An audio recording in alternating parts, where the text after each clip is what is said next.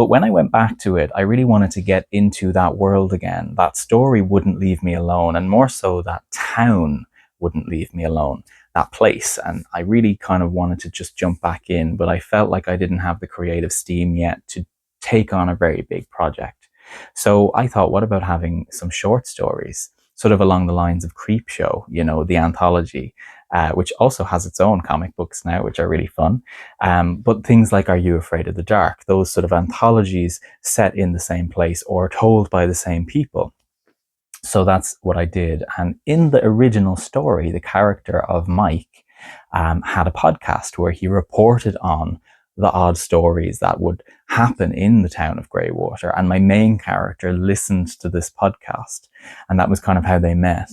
And I thought, what an interesting idea. I could actually take him and give the short stories, basically be episodes of his podcasts, and it would be formatted like that.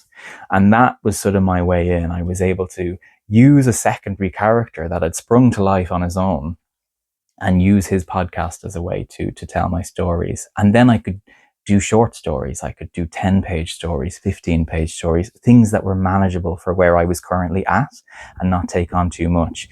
So I could build myself up to working on a much bigger project, which is what I'm doing, but still feel like I'm exercising those muscles and I'm getting creative satisfaction.